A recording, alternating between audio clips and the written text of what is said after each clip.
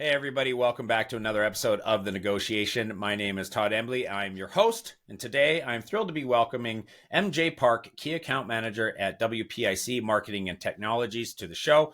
MJ is an experienced marketing professional who now oversees WPIC's South Korean market programs. She joins us today to share her insights about e-commerce in South Korea, which is the world's fifth largest e-commerce market. MJ, welcome to the show. Hello, thank you. Thanks for having me. All right. And now, what city are you in today that we're recording you from? I am in Seoul, Gangnam, like Gangnam style. Yeah, Yeah, Gangnam District. I'm based in Vancouver, but I came here for a business trip. Yeah. Okay. Now, why don't you give us a quick little overview into your professional background and career so far, and then your role at WPIC? Yeah, sure. I've been in marketing and like business management for over 10 years in both Korea and Canada as a global marketer. Sometimes I work as a CMO and director for several consumer facing companies. And then I feel like my passion was always lies in marketing and bridging markets, especially Korea and the West or global. And then I possess a deep understanding of both countries and their respective markets. Currently, I'm working as a key account manager at WPIC, where my role in Korea involves overall responsibility for the full life cycle of client programs and engagement. So basically, I serve as the primary point of contact between the organization and our customers, handling onboarding, ongoing communication, and strategic planning for programs and projects in Korea. All right, awesome. Let's get a quick overview of the e-commerce platforms that are relevant and prevalent in South Korea. Maybe talk about which ones they are, what are the distinguishing features of each platform, and how you might compare or not compare each of them to the Western platforms like Amazon or Shopify. Yeah. So I'm happy to explain this because even though like Korea is like fifth e-commerce market, people don't really know about, like what platform we use the most. So in South Korea, there are various e-commerce platforms operating actively. This include platforms such as Naver Shopping, Coupang, 11th Street, Gmarket, and Auction, but I will say Naver and Coupang is the biggest one. So each of these platforms is B2C oriented, targeting the final consumer, and they boost significant awareness and a wide range of sellers and product categories. Naver Shopping and Coupang are the largest platforms with the highest market share and the most extensive product range. So many people use them, and Coupang in particular is known for its strong logistics system called Rocket Delivery. So basically, you order today, like tonight, then you will get the product tomorrow morning in front of your door. So people are very used to get something very quickly. And then additionally, there are various other options like Naver Smart Store, Instagram, and Kakao Talk, which serve as social media shopping platforms where diverse sellers engage in commerce activities. So you can say Naver is kind of Korean Google, and then Coupang is Shopify kind of thing. Yeah, you Mm-hmm. can compare it like this way. Yeah. Okay. Now, I know you just came back from a business trip to China. So, what about comparing those to the Chinese platforms like Tmall or even Douyin? Yeah. First of all, it was really, really good to see like how China's e-commerce and growth. It was fantastic. I feel like I learned so much. But yeah, so I will say it's kind of hard to compare exactly. There are no perfect comparison between platforms, but Hmm. Coupang and Tmall are as close to comparable as there is. So Tmall offers a wide range of the products, including fashion, electronics, cosmetics, and more. So it's known for hosting flagship stores of well-known brands. And then Coupang is similar. So Coupang offers a diverse array of products, including groceries, electronics, beauty products, of course, and services like food delivery too. It is known for its consumer-centric approach and fast delivery services. Also, Tmall has a global presence and caters of both Chinese and international customers, allowing foreign brands to access to Chinese market. And Coupang primarily focuses on the Korea market, but has been expanding its services and offerings, including investments in technology and logistics. So I will say, like Chinese e-commerce, they're opening up. They already open up to foreign companies a lot, but Korea, Coupang and Neighbors, like they're opening up to foreign companies very quickly nowadays. And Douyin is definitely a unique shopping platform in China, I think. However, Koreans use TikTok as one of the social media platforms, but not for shopping yet. I hope we can, like it could be for shopping platform, but not yet. And then Naver is kind of search engine and plays a key role in trend settings. This is similar to how to Little Red Book operates in China, but the Naver shopping channel is much more mature, I think. Interesting. Okay. Okay. Thanks for breaking that down. I appreciate that. Let's talk about some of the hottest consumer sectors then. So, what are the hottest consumer sectors in South Korea? For example, the wellness and vitamin sector booming in China, as you may have witnessed while you were there. Are there similar trends happening in South Korea right now?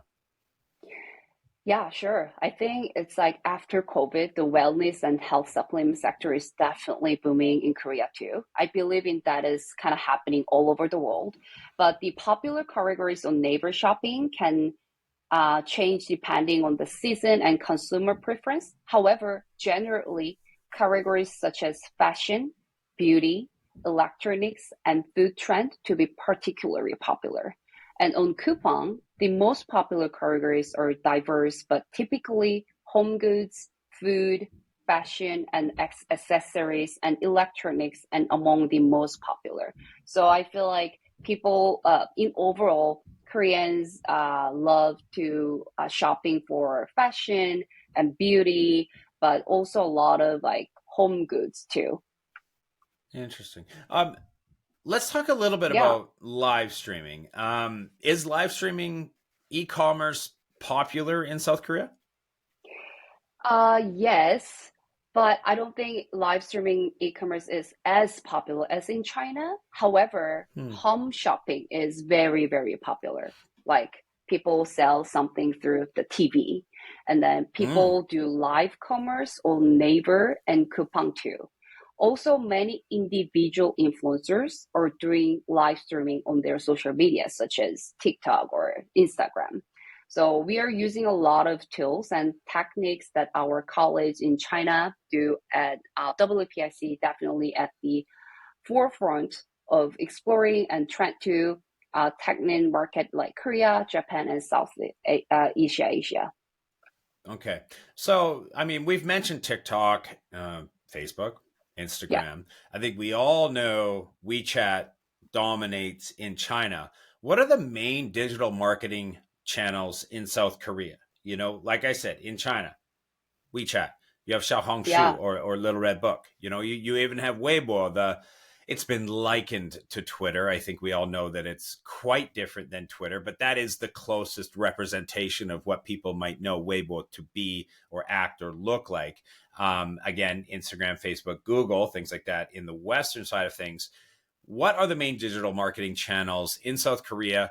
And then once you've named and talked about those, maybe how brands might use those to grow awareness in South Korea. hmm So, like I said, in Korea, Naver is like kind of Google search engine. Also, there are many types of bloggers, and people trust them so much. And also, KakaoTalk is similar to WeChat or WhatsApp, but there are more various functions such as Kakao Shopping, Kakao Ads. So it's like kind of like different types of the um, like Messenger, but they have different function too. And Instagram is also one of the most popular social media platforms too. So let me like explain a little bit more detail. So Naver is South Korea's dominant search engine and is often considered the equivalent of Google in the country.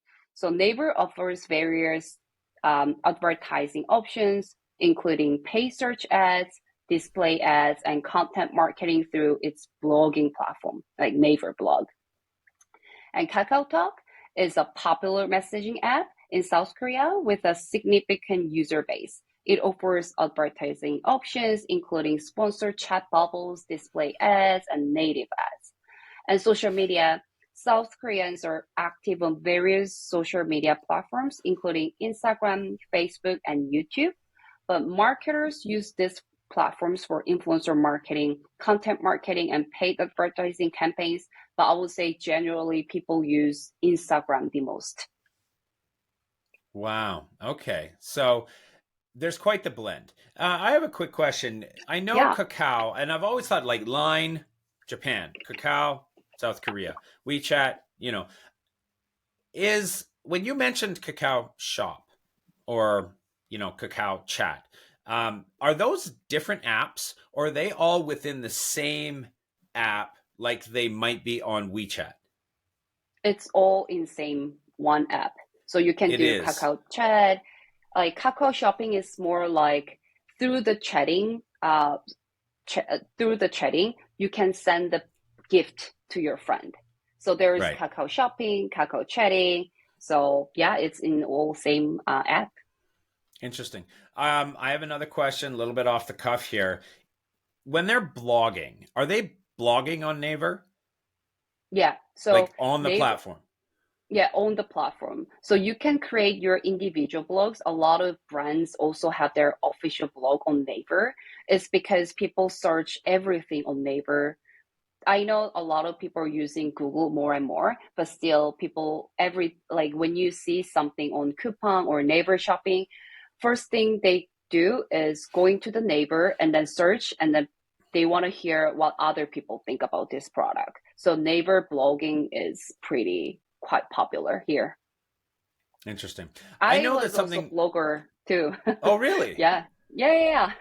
When I was in Vancouver, like when I came to Vancouver first time, I wanted to share what was the co-op visa, like how did you settle down as a marketer in Vancouver? So I did it kind of, yeah. I know that in North America, there is quite a robust market for secondhand goods, right? We used to have Right. something called Craigslist. You're probably too young Yes. to remember that. Maybe you I do. used that. And then there's Facebook Marketplace, which has been a very dominant kind of marketplace as well. And I'm just curious, is there a secondhand or used goods market uh, in Korea? And what platform would they use if I wanted to sell, my old snowboard? Yeah. So people used to use Naver platform, like there's Naver Cafe, Naver equals Naver 중고나라. It's like second-hand country. They Okay. used to use this, but nowadays there is an app, it calls 당근. It means carrot. I don't know why it's carrot, but it's app. And then people use this app so much, and it's so fast to get like the people who want to buy your secondhand thing. Yeah. Right. So there is an appreciation for secondhand goods. There's a market. I just know that, like, if we went back 15 years to China, I Right. would say that there wasn't much of a market. People just didn't want other people's old stuff. I Mm. think, like I like specifically a bed. Nobody in Mm-hmm. China would ever want to sleep on a bed that somebody else slept on. It always had to be new, right? And I Mm-hmm. think that translated into a lot of different product categories and sectors that people just didn't want anybody's used things, and there really wasn't much of a marketplace, certainly not digital, where there was Mm-hmm. something like this. In South Korea, would you say there's a pretty good market and pretty good adoption of people willing to look for both to sell and to buy used goods? Definitely. I think Hmm. I think I will say it's like it could be good thing or bad thing. Koreans love like following trend and new thing. it means that when trend can change, then you don't want to have this anymore, right? And then some people still want to have like old trend because some people Mm, are always following the new trend, and some people always following a like second like following the trend. So yeah, it's really really popular. And then especially I think like baby stuff, like because babies growing so fast, so they buy it and then they sell it. So yeah, they use a lot. And electronics too. And like what you said, like snowboarding, we don't do snowboarding here, but like skateboard or bicycle, yeah, I think it's like pretty huge market. yeah. Okay. Thanks for that. I appreciate that. Now, what does the ecosystem look like for the local life services? And for anybody who doesn't know what we mean by local life services, we're talking about, food delivery. We're talking about Uber Eats or Uber Right. ride hailing, sharing economy apps, things like that. Can you break down what that local life services platform landscape looks like in South Korea? Yeah, sure. Food delivery service is very, very popular in Korea.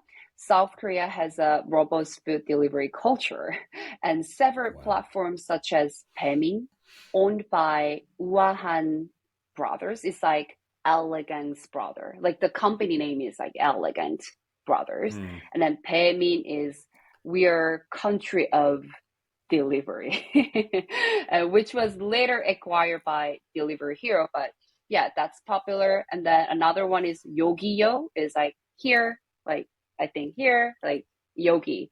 And Coupang Eats is kind of Uber Eats, but it's not that popular. I think it's going to be popular, dominate the space. So these platforms allow users to order food from local restaurants and have it delivered to their doorstep. Like one day I remember that I went to Hunt River. I just order like fried chicken at 3 a.m. and then it comes to right away. So it's pretty popular. Um, and another one is grocery delivery service. Platforms like Market Curry, this is very trendy market app currently, and Coupang Fresh offer online grocery shopping and fast delivery of fresh produce and other household essentials. This sector has seen significant growth, especially during the COVID like pandemic. Yeah, yeah. That's what I was going to assume. And I mean, I would say that at this point, we are somewhat COVID exhausted, especially on the right. podcast. We've always asked and talked about it. So I think as much as I feel like there's more to say there on how COVID impacted the market there, I feel like I kind of want to walk away from that and maybe we'll just start to put those questions to bed, hopefully for the future of the podcast.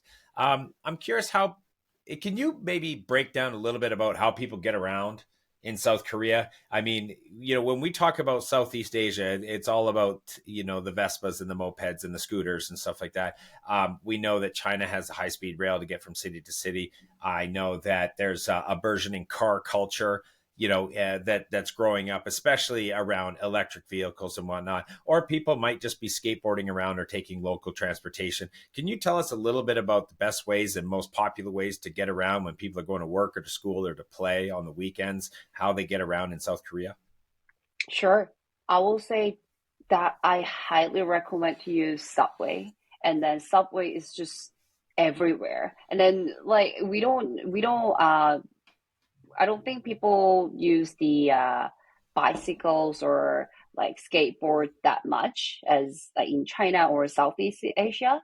Subway is the most popular, and then it goes like literally everywhere. So some even people who have the cars, when they go to office or doing commuting, they don't drive because of traffic. And then when you do Subway, it's like really safe, clean, cheap. So I this is the best way to like go around in Korea. Yeah. Okay. Thanks very much for that. Now, Korea has a lot of homegrown success in brands locally, domestically. I know that it's successfully exporting its strong consumer brands around cosmetics, apparel, the wellness sector. Okay. is there an appetite and is there room in the market there for importing brands from overseas into the sectors where domestic product brands do well? Is there still an appetite for international brands? And then is there just generally an appetite for international and importing brands from overseas for other sectors as well? Yes. I'm happy to answer this because I also got a lot of questions, like very similar questions from my clients too. There is a significant appetite in the South Korean market for importing brands from overseas, especially in the cosmetic, apparel, and wellness sectors. Because Really? South Koreans consumers are known for their interest in international brands Mm. and products, and that the demand for imported brands is driven by factors such as the desire for variety, unique offerings, and the Yeah. perception of the quality association with the foreign products. So as a result, many international brands have successfully entered the South Korean market and gained popularity among consumers. So South Korea's openness to importing brands from overseas has contributed to a diverse and competitive retail landscape in the country. Overall, I think Koreans love cosmetic, apparel, and wellness sectors, and they always want to try new brands. So, like, it's always welcoming. Okay. So you work with a lot of brands, especially the ones that are entering South Korea, especially with WPIC in your new role. Can you lay out some best practices, some tips, maybe even what a loose blueprint to be successful entering the South Korean market might look like that you might talk to with your clients about those first conversations about entering the market there? Right. Yeah, so first of all, I want to say that launching a brand in another country is not as easy and straightforward as it may sound. It involves not only understanding the language and culture to adapt marketing strategies, but also dealing with logistic, taxes, and developing the right market strategy. So, like for example, Coupang and Naver when you opening up to they're opening up to global sellers more, but they want to make sure that they're not dealing with fake companies. I think there are a lot of like back then a lot of fake companies want to like come launch their products on Coupang and Naver. So they Mm, might ask a lot of information. For example, like first thing that I like it's not this is more practical things that I will say to my clients.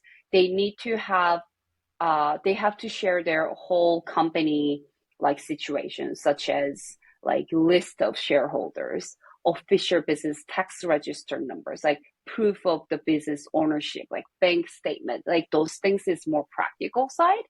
And then the tips that I want to give to my clients is that Korea and China and Japan, Southeast Asia, as a I don't know, like maybe North American or European, maybe it will look pretty similar, right? Like when I came to Vancouver first time, I couldn't really distinguish what Spanish or Portuguese.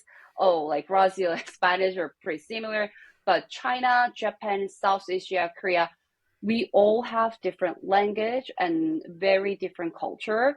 So it's good to know that it's very different and then getting to know more their culture. Like I will say just watch some Korean movie or Korean like drama and then you will get to know about like what people like and then their culture.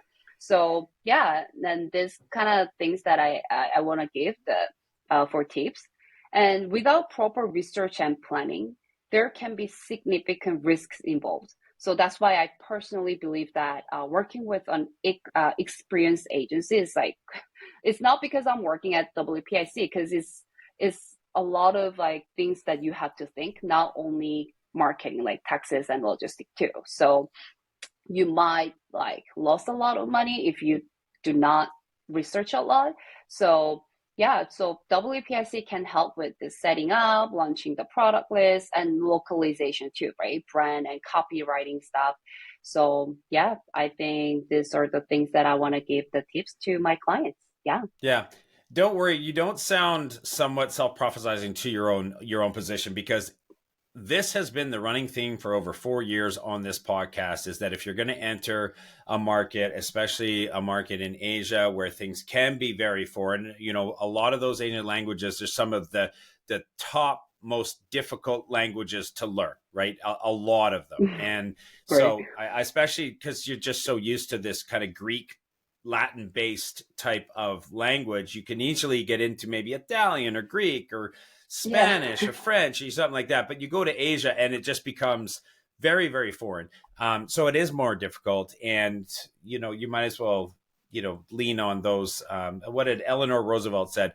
Learn from the mistakes of others. You can't possibly live long enough to make them all yourself. So that's where great agencies like WPIC Marketing and Technologies come along to be able to do that. I've got one more question for you, just around payments. What does the digital payment landscape look like in South Korea? Is it the same as in the West? Is it a little bit different, or is it potentially a lot different like it might be in China? Mm, so you can use any credit card, Visa, MasterCard, no problem. You can use, Mm, but it's because of the currency, like it's good to use like if you can like let's say if you can create like your own business in Korea, that's great.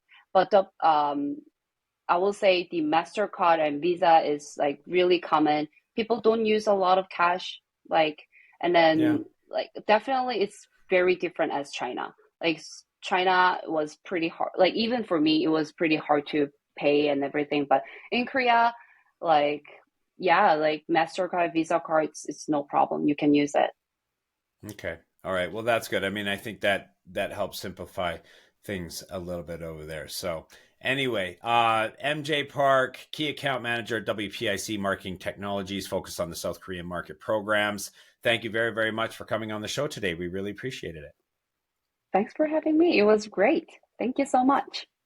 Okay, as a reminder for everybody watching us on the WPIC YouTube channel, don't forget we have the audio only version on all your favorite podcast platforms, including Spotify, Google Podcasts, Apple Podcasts, you name it. And for those of you listening to us on audio only, don't forget to head over to the WPIC YouTube channel. There you'll catch more content, and you'll also catch a bunch of shorts and other useful information there. But for me and for MJ, thanks very much for listening today, and we'll see you next time.